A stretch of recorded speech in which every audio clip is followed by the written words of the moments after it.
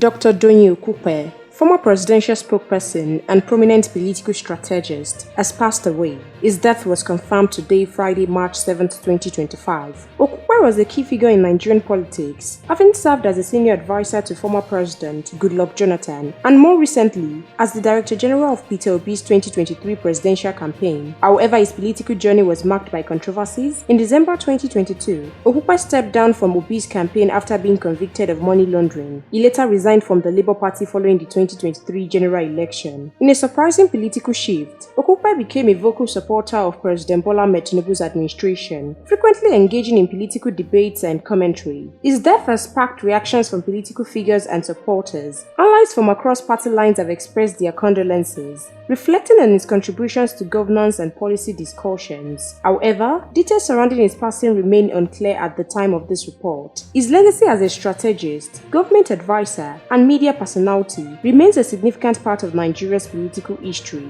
We will continue to supply you more trendy news updates. Please stay tuned to NaijaNews TV.